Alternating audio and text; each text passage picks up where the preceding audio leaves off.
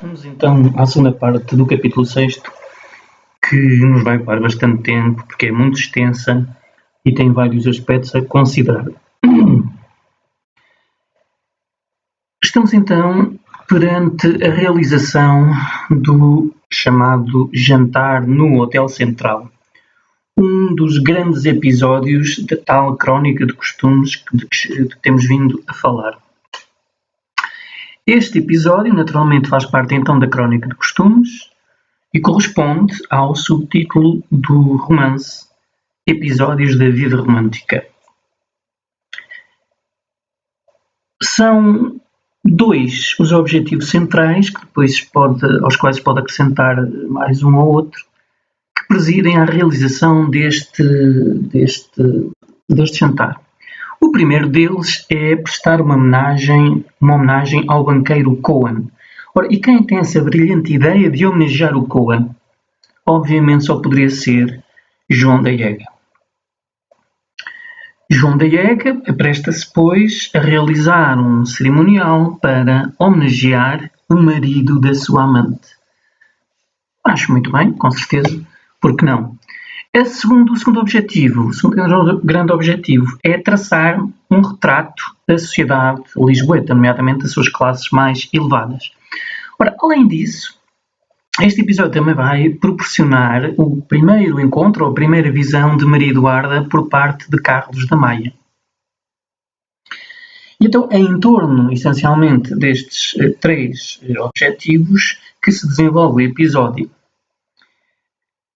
Quando Carlos da Maia está junto do Hotel Central, à espera que o dito se inicie, vê subitamente uma mulher cuja beleza o deixa absolutamente impressionado. E então, é a partir da sua perspectiva que nós vamos ser confrontados com o primeiro retrato de Maria Eduarda. É o seu ponto de vista, é a sua visão sobre essa figura feminina que nos chega. É a dita focalização interna. Ora, e o que é que nós ficamos a saber então sobre Maria Eduarda? Não ficamos a saber muita coisa, ficamos a saber essencialmente aquilo que Carlos vê, portanto o seu retrato físico.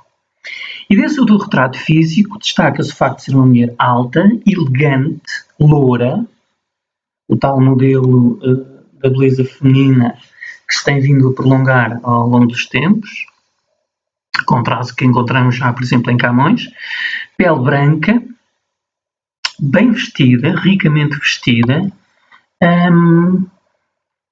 e com um tom de superioridade relativamente ao espaço em que se encontra.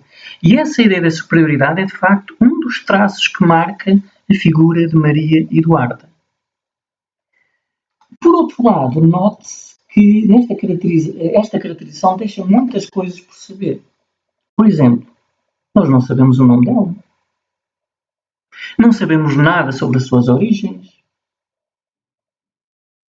Então, este retrato, que é uma primeira apresentação, deixa no ar mais questões do que propriamente certezas sobre Maria Eduarda.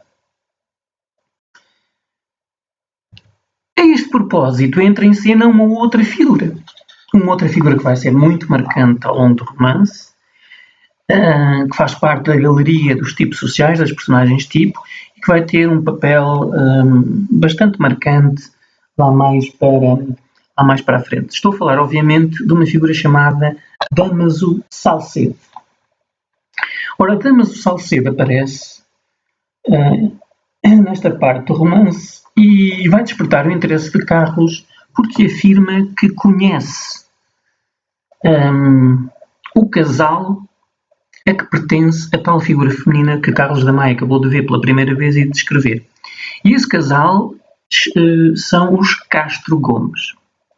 Não, antes disso propriamente, breve retrato de Dámaso. Fisicamente, ficamos a saber que ele é gordo e baixo. Note-se que o narrador utiliza o diminutivo baixote com um tom claramente depreciativo e rodeia-o um ar de ridículo absoluto. Basta atentar que ele se apresenta no jantar frisado, vestido como um noivo província. Portanto, essa comparação desde logo remete para o ar de provincianismo que o rodeia, de camélia ao peito e plastrão azul celeste. Portanto, quem é que se lembra, por exemplo, de ir vestido para um jantar de azul celeste, uma figura masculina? Portanto, a sua figura é de facto ridícula, quer seja no aspecto físico, quer seja na forma de vestir pretenciosa. Ao longo deste capítulo e do romance, vamos encontrar outras características que o vão marcar. Desde logo o facto de ser um gabarola. Isto nota-se já quando ele conta que conheceu os Castro Gomes e como os conheceu, e os comentários sobre a Maria Eduarda e sobre as mulheres em geral. É alguém ignorante, extremamente ignorante e inculto, mas tem a mania do chique, de ser chique.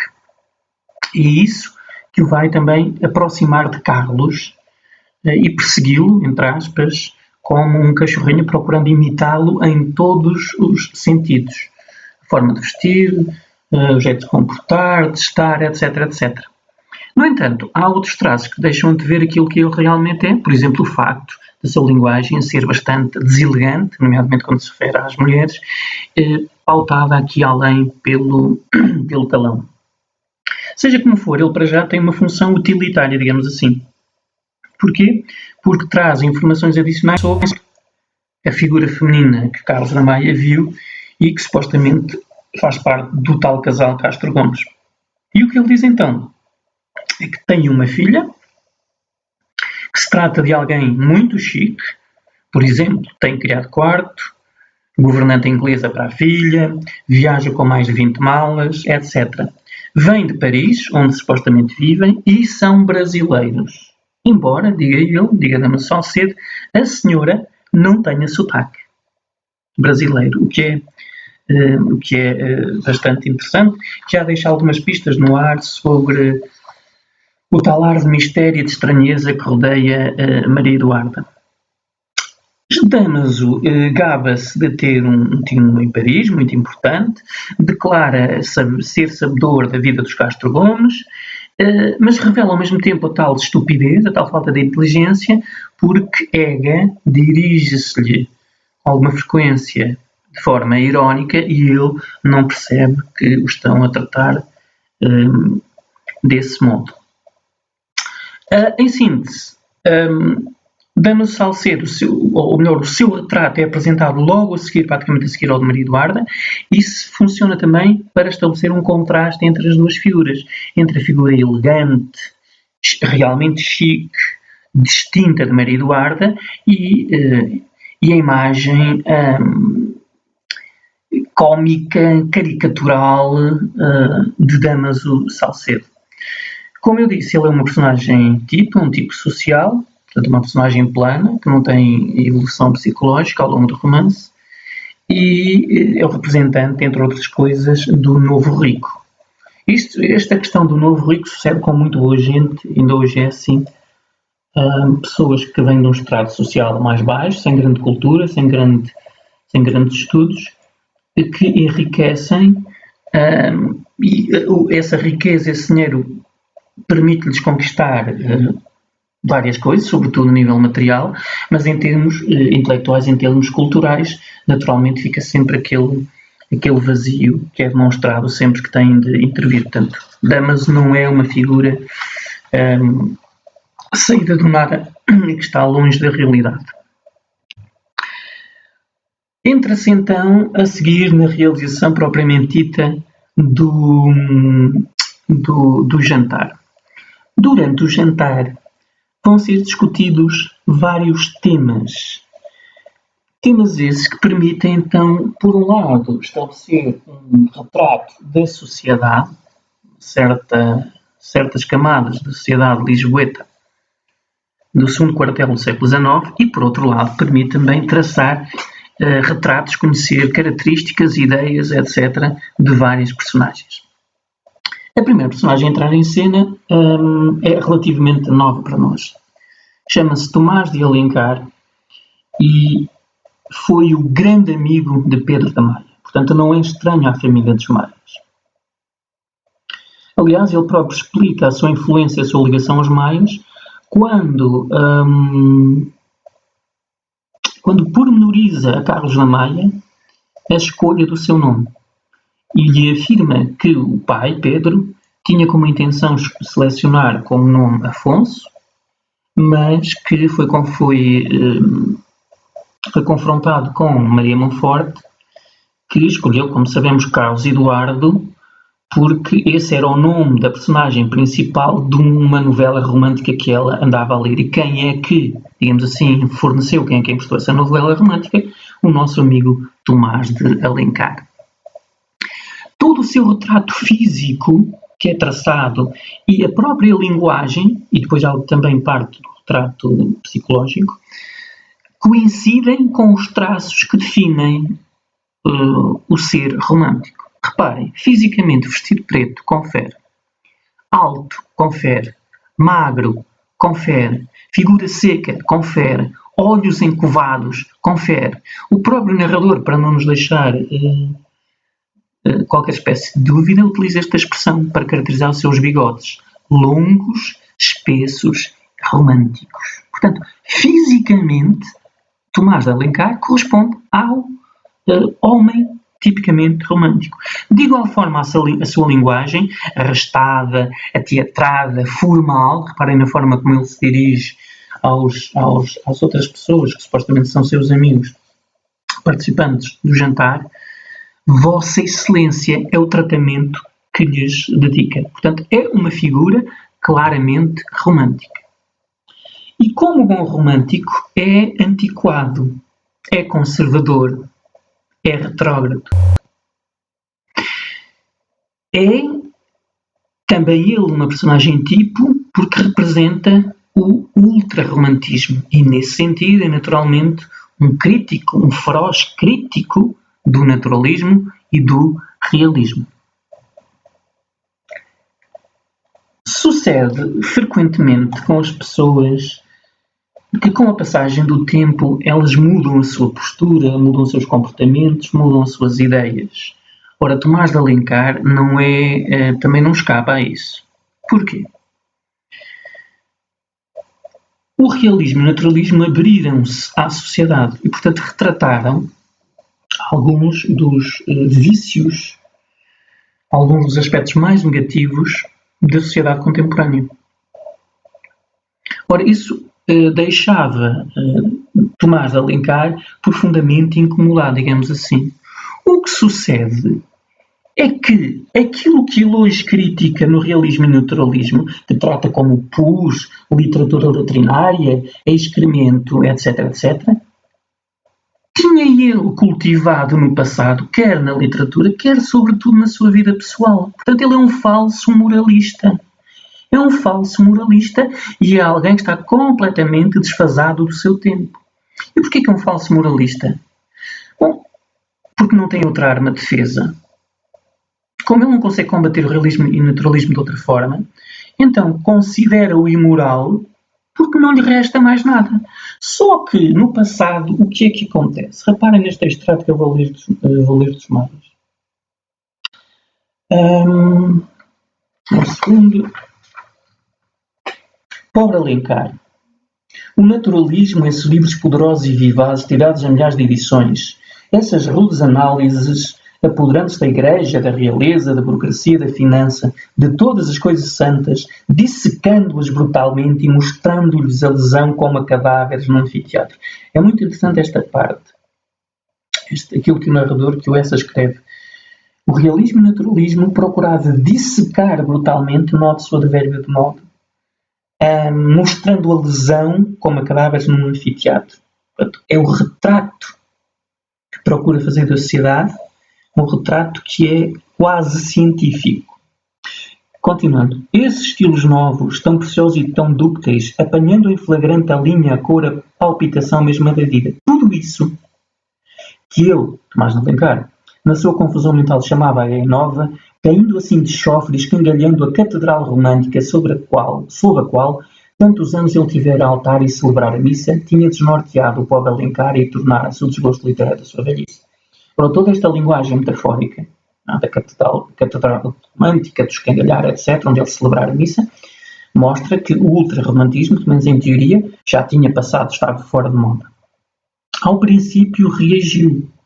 Para pôr um dique definitivo à torpe maré, como ele disse em plena academia, escreveu 2 folhetins cruéis. Ninguém os leu. A maré torpe, leia-se. O realismo e o naturalismo alastrou-se. Mais profunda, mais larga. Então, Alencar refugiou-se na moralidade como numa rocha sólida. Cá está. Quando faltam os argumentos, quando falta outra forma de defesa, vem a moral para sustentar a nossa posição e postura. O naturalismo, com suas aluviões de obscenidade, ameaçava corromper o poder social? Pois bem, ele, Alencar, seria o paladino da moral, o gendarme, a polícia, dos bons costumes. Então, o poeta das Vozes de Aurora, o título de uma das suas obras, que durante 20 anos, reparem, em cançoneta e ode, propusera comércios lúbricos a todas as damas da capital, então o romancista de Elvira, que em novela e drama fizera a propaganda do amor ilegítimo, representando os deveres conjugais como montanhas de tédio, dando a todos os maridos formas gordurosas e bestiárias e a todos os amantes a beleza, o esplendor e o gênio dos antigos Apolos, então Tomás de Alencar, que passava ele próprio uma existência medonha de adultérios, lubricidades, orgias entre veludos e vinhos de Chipre, de hora em diante austero e incorruptível, todo ele uma torre pudicícia, passou a vigiar atentamente o jornal, o livro e o teatro. Portanto, como eu disse, ele é um falso moralista, é hipócrita, porque condena no presente aquilo que ele praticou no passado. Como rapidamente concluirá, não vai ter sucesso absolutamente nenhum na sua luta, porque o realismo e o naturalismo seguem o seu caminho imparável.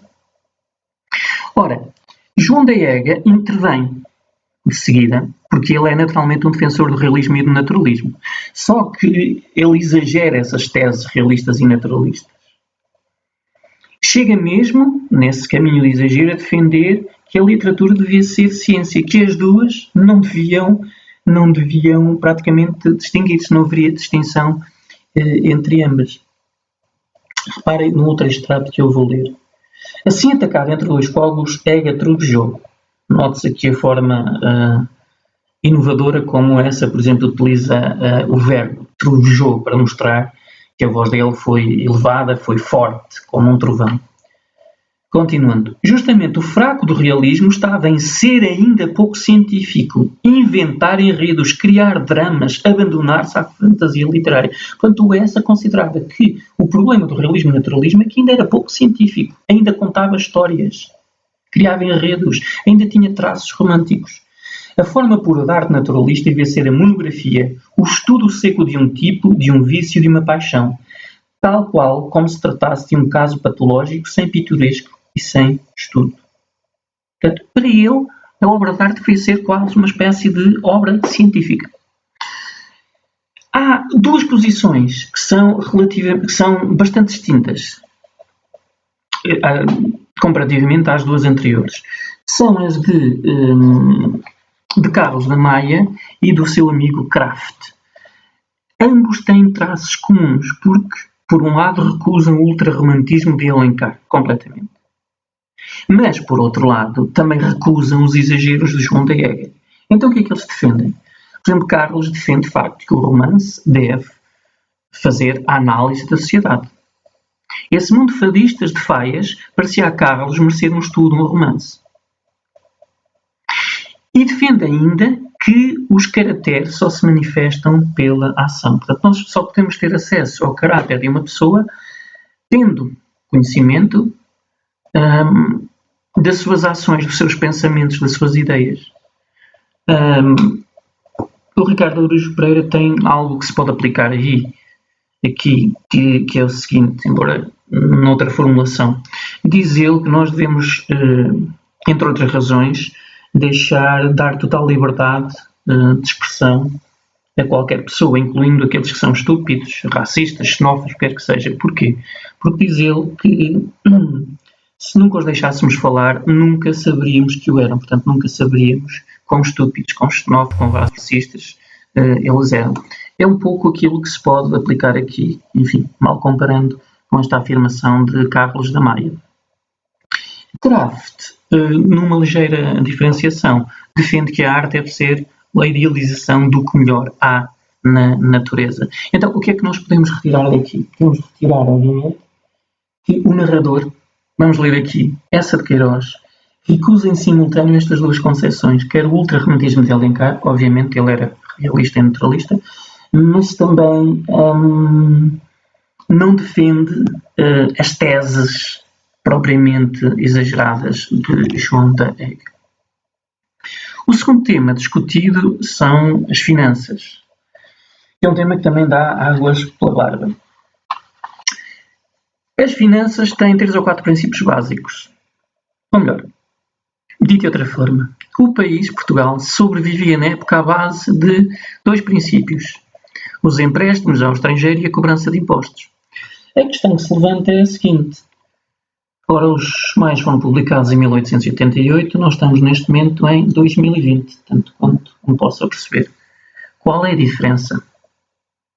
Porque é que Portugal viveu e continua a viver uma crise extrema a nível económico ou financeiro?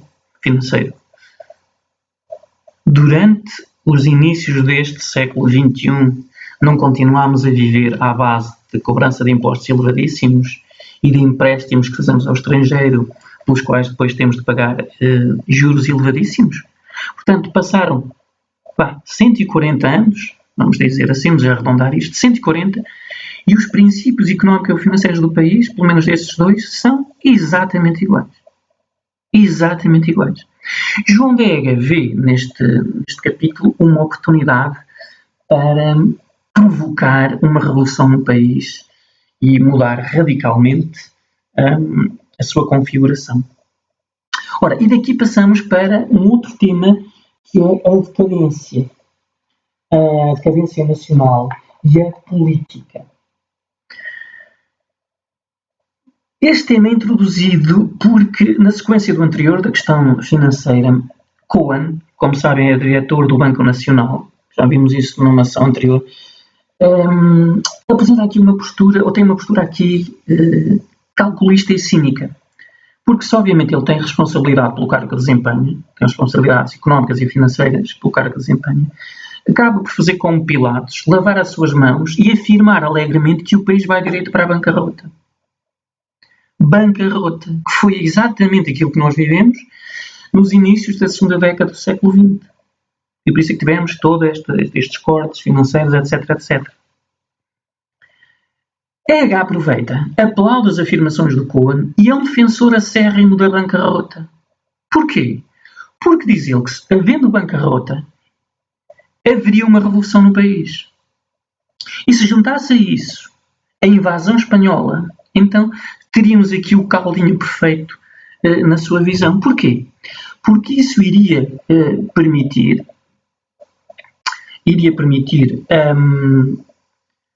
uma revolução, como eu disse, no país, iria permitir o derrubo da monarquia e a instauração de uma república. Estamos a falar de 1888. Faltam cerca de 30 anos, faltam cerca de 20 anos para nós termos, de facto, o derrubo da monarquia nos inícios do século XX e a instauração em seu lugar de uma república, que é o regime que ainda hoje nós temos em Portugal. A seguir, ele enumera as consequências dos regimes políticos que levaram Portugal até aos finais do século XIX. E que consequências são todas elas negativas? Falta de educação e de higiene, a piolhice dos liceus, doença e devassidão que graçam por todo lado. Diz ele que a sociedade está ruída de sífilis. Obviamente, não é propriamente uma doença que se apanhe como a Covid-19. É um país passivo, inerte, apático e muito pouco ativo e trabalhador.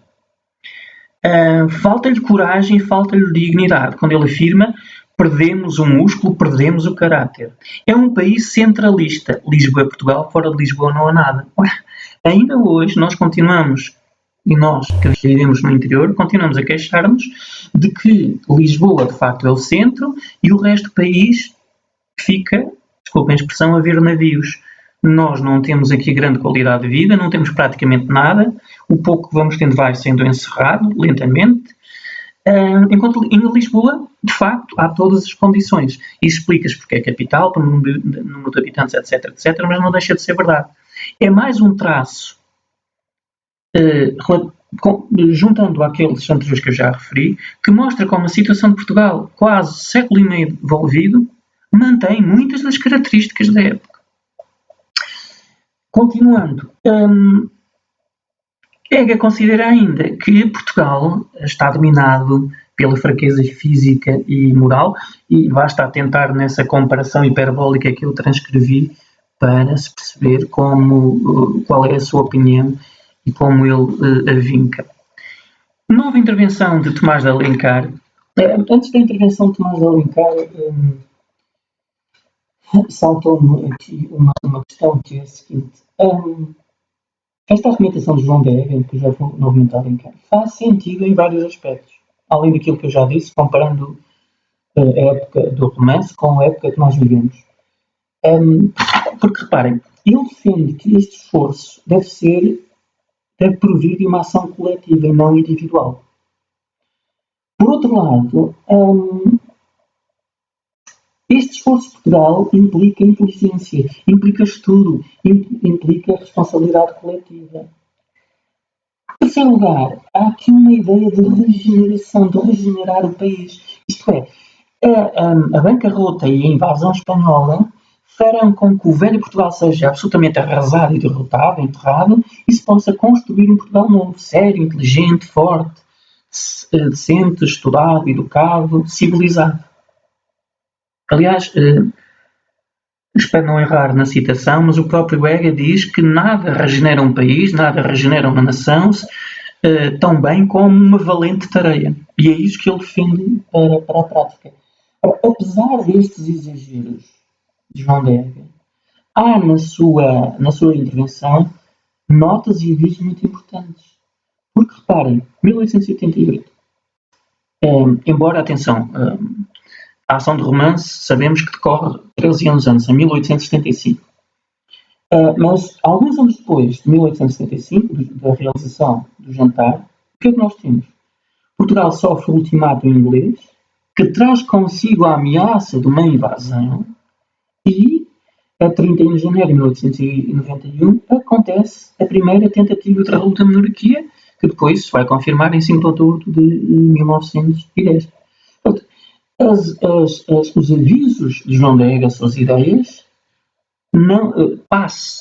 apesar dos seus exageros, são muito mais certeiras do que, aparentemente, quem com ele dialoga, quem com ele debate, crê.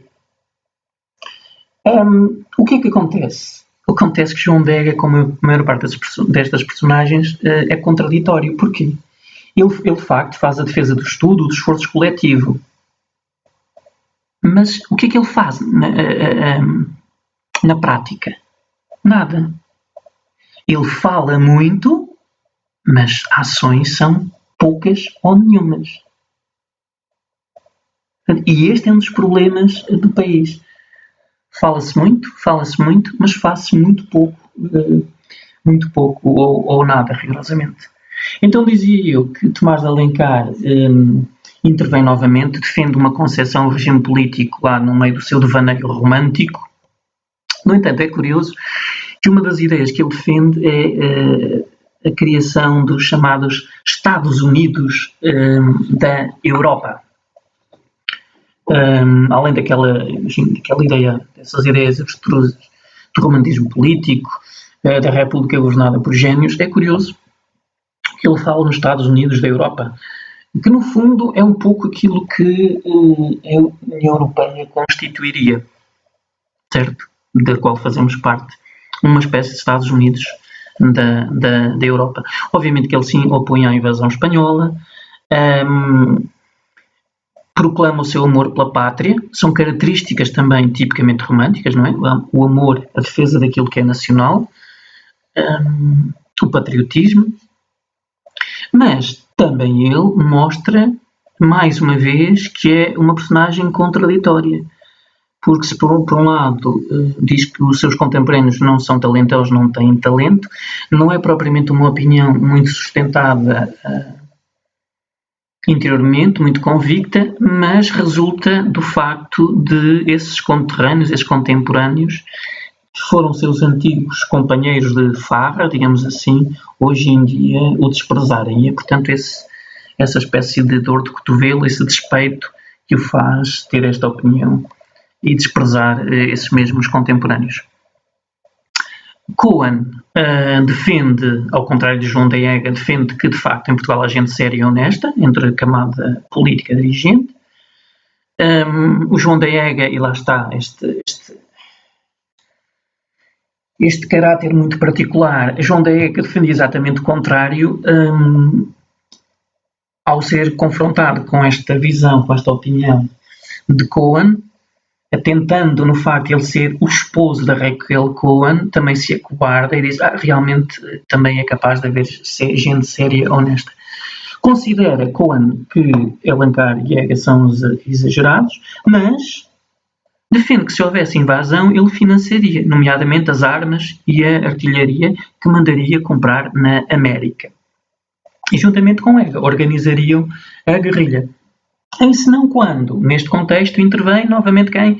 Damaso Salcedo, tinha estado quieto e calado, obviamente ele não tinha nada de útil nem de relevante para dizer,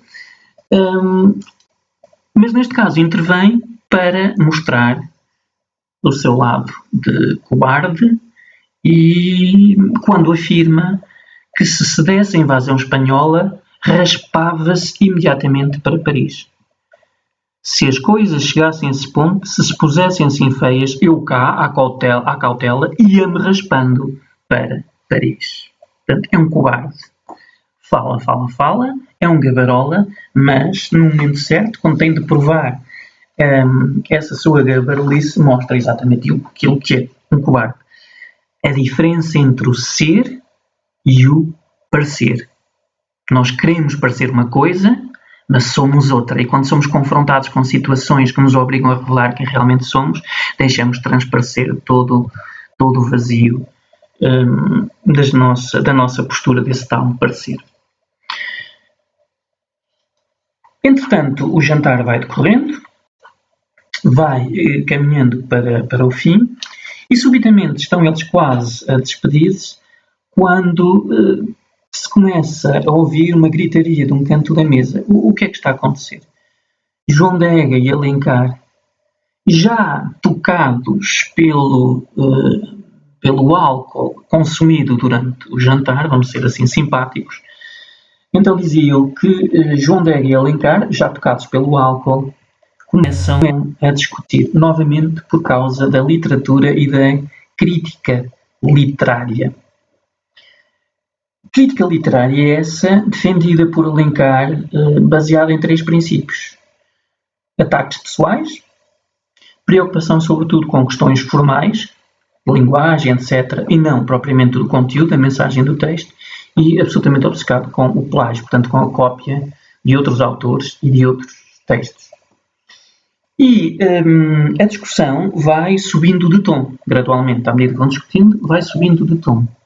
E passa por momentos caricatos até ridículos. Por exemplo, há um determinado momento em que João da Ega, para mostrar alguma força, algum ímpeto, levanta, arregaça um bocadinho as calças e, depois, vê-se por baixo das calças a cerola, o que, obviamente, naquele contexto de discussão, é um elemento caricato e até ridículo, destinado a provocar o cómico. A discussão vai evoluindo de tal maneira que há um determinado momento em que passa para os tais ataques pessoais. Eu vou-vos ler aqui alguns extratos que mostram isso. Então, Alencar, que tolice, isto vale lá a pena? O outro desprendeu-se, arquejante, desabotou a sobrecasaca, soltou o último desabafo. Com efeito, não vale a pena ninguém zangar-se por causa desse craveirote da ideia nova. Supostamente este craveiro, que era um poeta, representa na obra a figura real de Antero de Quental, supostamente. Portanto, desse craveirote da ideia nova, esse caloteiro que se não lembra que a porca da irmã é uma meretriz de 12 vinténs em Marco de Canaveses. Não, isso agora é demais, seu pulha, gritou Ega, arremessando-se de punhos fechados.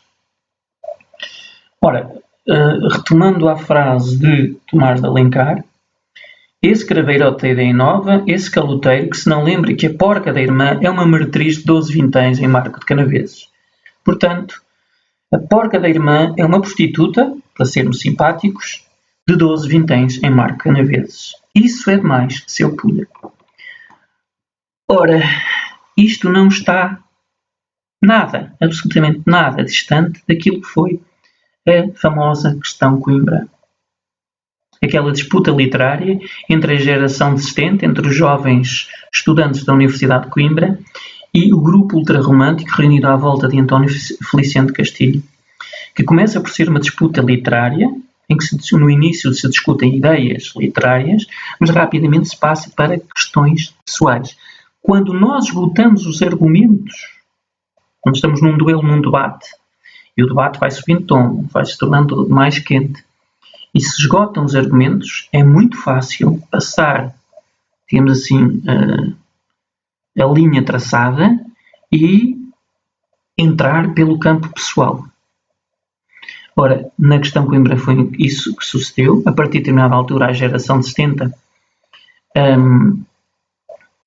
tentou atingir António Feliciano de Castilho pelo facto de ele ser cego, o que, digamos assim, é um golpe bastante baixo.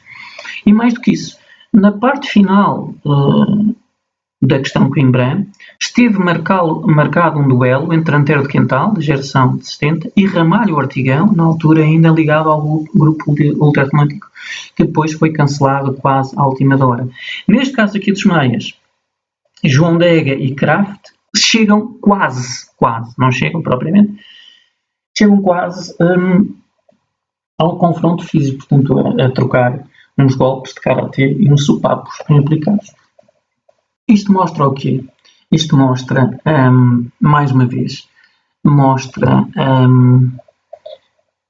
por um lado, a falta de personalidade destas personagens.